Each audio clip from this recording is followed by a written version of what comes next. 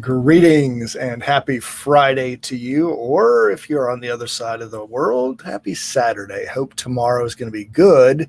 Let me know because sometimes people from the future, i.e., Saturday or the day after, do join my presentations. Welcome to How to Avoid the Three Biggest Storytelling Mistakes. Now, before we dive into those three mistakes, a couple of other bonus tips for you. I happen to use a program called Mentimeter. I run all of my slides through that when I show them here on StreamYard. Well, brought the slides over about an hour ago, and thank goodness that I double checked because there were about 15 extra slides that doubled themselves. I have no idea why. Doesn't matter. I'm just glad I double checked and triple checked before I went live. Tip to you. Don't wait until you go live to find out that some of your slides, for reasons unknown, have decided to duplicate themselves. It would have made for a very frustrating experience for you. And the other tip is, if you'll notice on the upper right-hand corner of the presentation, I have branded with my logo, Speaking CPR. If you've ever watched some of my other videos, you know that I usually have a sign over here. Well, looking at that sign today, I thought, okay, I think that's overkill on the branding. So always double check your material too to make sure you're not overdoing it with your brand, your logo, your name, etc. By the way, if you do want to join me today to participate, we can ask some questions. I'll sometimes just ask for your comments on points we're bringing up. Go ahead and join me live with speakingcpr.com. Would love to have you join me. All right, let's dive into these three biggest mistakes that people make. Now, these aren't the only mistakes, and are they the 1, 2, 3 top? I'm not going to debate that. They are three common ones I see that really do hurt the impact of storytelling.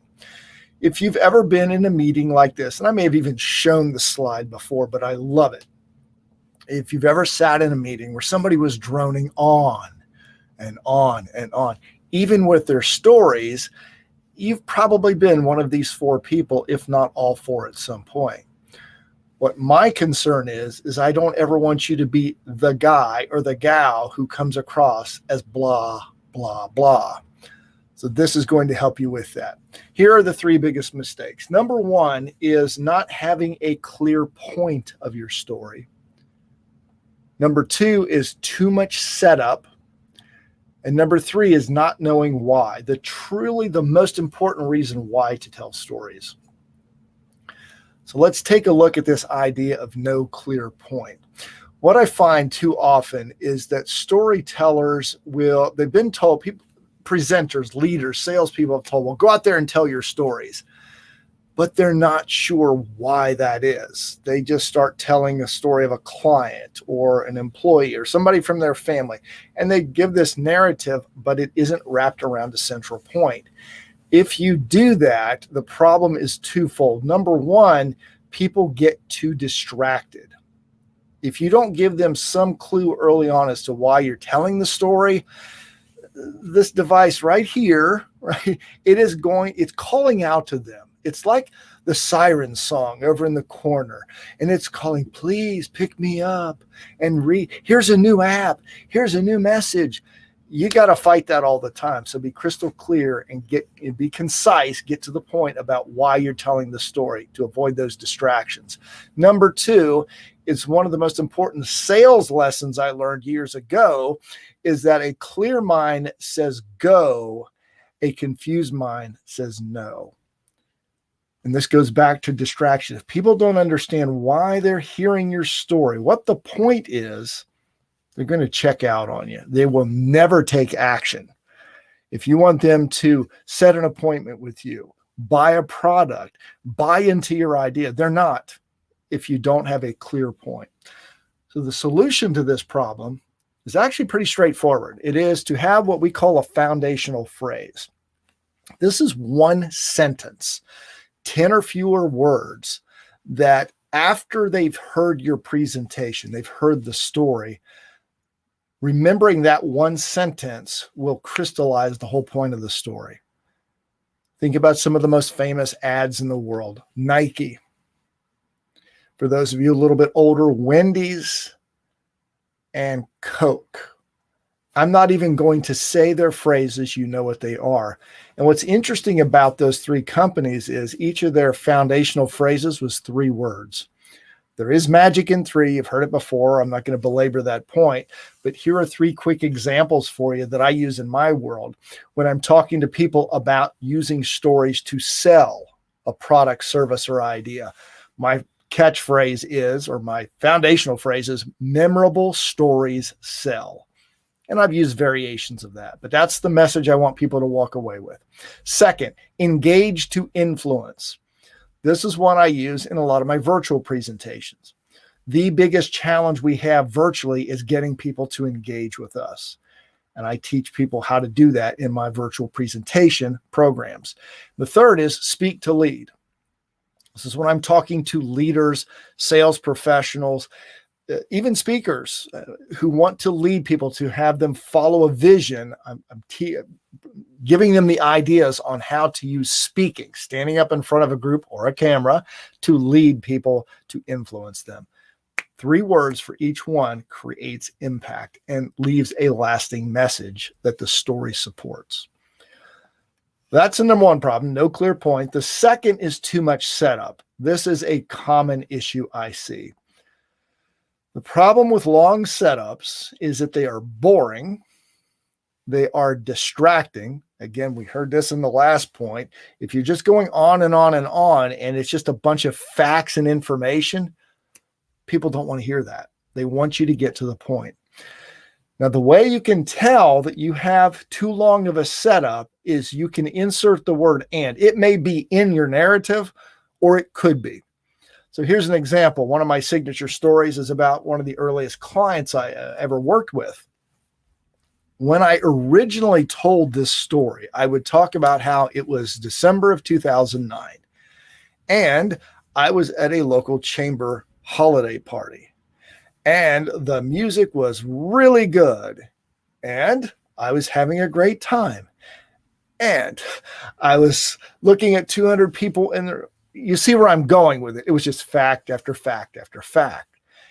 And what people need, and a good story needs, is a quick setup, 30, 45 seconds at most, and then get into the action. The rule that I like to use is what I call the solution of this is the 3 and 3 rule. Give us 3 external pieces of information, and then give us 3 internal if it's relevant or it's appropriate at that point in the story.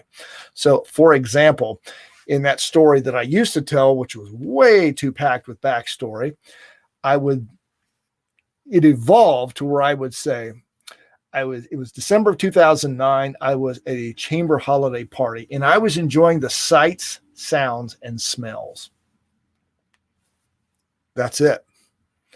Because those sights, sounds, and smells are not really relevant to the overall arc of the story. They just help me set it up. Now, when you hear holiday party and you hear sights, sounds, and smells, what is conjured up in your mind? There is no one answer for that. It's whatever you create. And that is another storytelling device to where you give just enough information and let the listener fill in the rest. What you've just done is you've made them part of your story. Now, I could get a little more technical here. And in fact, the second part of the 3 and 3 rule is to take people inside the head of one of the characters. So I wasn't nervous, anxious, or scared at this party, but it could be when I'm talking about a client who is getting ready to speak. And she says, Michael, every time I get ready to stand in front of a group and I look out at that audience and they're about to call my name, I get so nervous, anxious. I'm so scared. That's all we need. That is the perfect setup for the action that's about to come. So don't spend so much time setting it up. You want to get to the conflict as quickly as possible. All right, so you've heard about no clear point, why that's important, that we have to have a clear point, and you've also heard about a long setup. Here's the third reason. the third mistake, I should say, that people make with their stories. And this is a revelation that I have had in the last 2 weeks that I think is taking my storytelling and my coaching to another level. When I ask people in my workshops and seminars, why is it so important that we tell stories? I get some terrific insights, great answers. Number one is it can increase sales. And stories absolutely can do that. They can help set you up and set you apart from your competition. They definitely can create a connection. There's an old saying in the sales world, and it holds in speaking and leadership also, is that people like to do business with who they know, like, and trust. That's somewhat of a cliche, but it's true. I take it another step. People like to do business with people who are like them. In your story, if you show some characteristics, some traits, some beliefs, some ways of living that you have that are similar to the audience, they are definitely going to be connected to you and attracted to you. So those are two good reasons. Another good reason is that the brain is wired for story. I'm not going to go into that today. You have plenty of books out there. I can give you references to books if you want some. I call it the ode support, or the ode belief of brain wiring, meaning that every time your audience hears a sensory rich emotional story, it triggers the ode factor. O, oxytocin, D, dopamine, E, endorphins. All of these are biochemicals in your body that build trust, empathy, connection. So the story definitely does that. I'm not the first person. I won't be the last person to talk about this. But here is the biggest reason I believe we have to tell stories, especially in business. Again, revelation. I'd heard this before, but it all crystallized for me a couple of weeks ago. The reason that we need to tell stories is because when we meet somebody for the first time, that individual is telling him or herself a story about you before you even open your mouth. You may have been referred to this individual. The person who referred you is going to have given this other person some information that adds to their narrative about you. You may have a reputation, positive or negative, that adds to their story. They're also going to look at you, and immediately they're going to have some thoughts. Now, I know in this age of enlightenment that we should not judge people by their appearance. I get that. However, this common belief, which I understand, I'm all for that too, by the way, don't judge people immediately. What it ignores is that our earliest ancestors, tens of thousands of years ago, were living in small tribes. And in order to survive, to not threaten the tribe, they had to make snap judgments about other tribes that they met. They had to decide, are these people a serious threat? Are they going to try to kill us? That has passed down to us through our DNA. We cannot control that. What we can control is our immediate reaction. I get that. However, when we meet people for the first time, it's an automatic response. They're going to take all this information they've heard about you, they've read about you, they've seen, and their own quick observation, and they're creating a story. It may not be the story you want them to tell about themselves about you. Maybe it might be, but there's a chance it isn't. That's why we need to craft a narrative that gives them very quick insight into who we are and what we're about. And that's why personal stories in business are relevant. I talk to people frequently when they ask me, why did you get into this business? And I tell them the story of when I was 6 years old, being humiliated by my first grade teacher, Mrs. North, being made to stand on a desk to serve as punishment. I was in front of my classmates. It was during nap time, and I'm standing on this desk, and everybody's staring at me, or so I thought. You know how 6-year-olds are.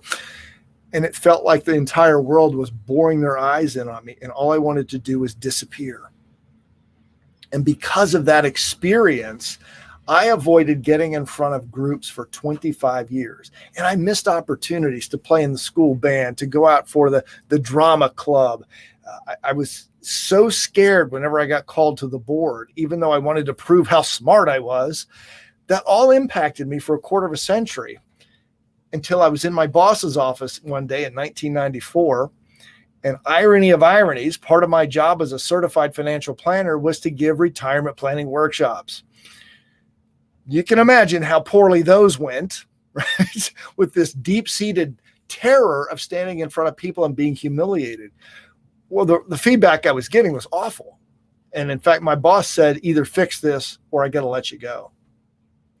So now my fear of losing my job was greater than my fear of standing in front of people. I went and found a solution, which was Toastmasters, which got me on the road to being here with you 27 years later. Why do I tell that story?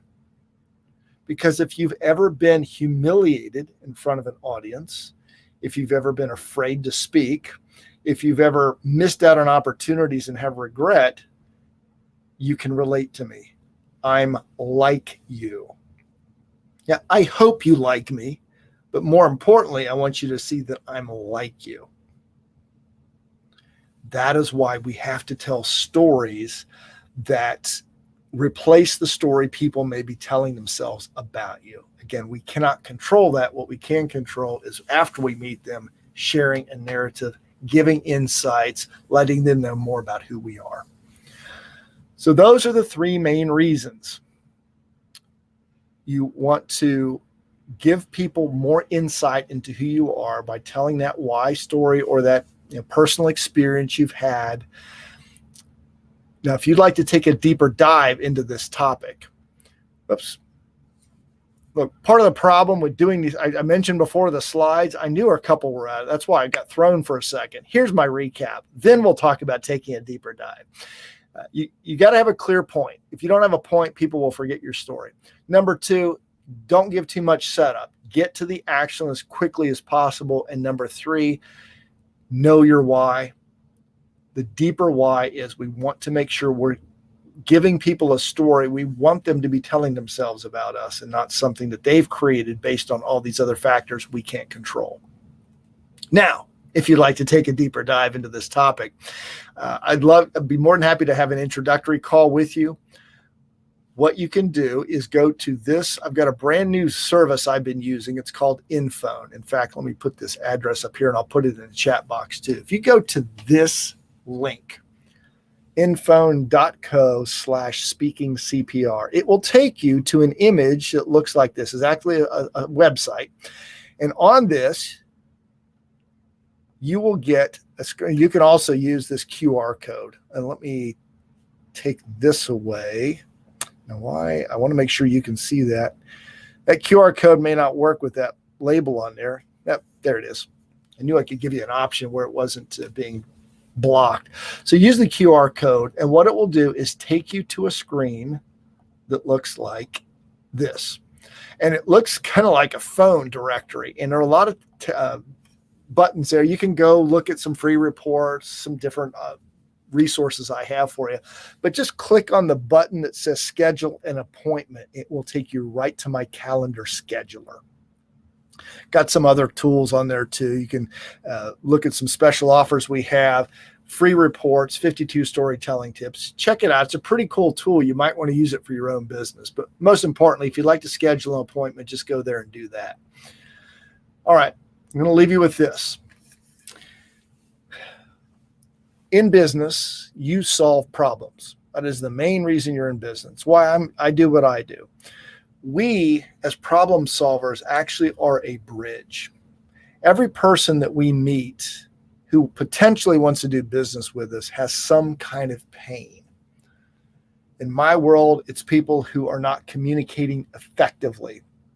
They're not getting their message across. They're not attracting enough new clients.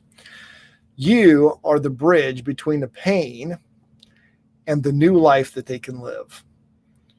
My clients, for example, on the other end of that bridge are more confident, they're more impactful, they're more influential. And because of that, the byproduct of that is they attract new clients. They get new associates, qualified associates into their businesses.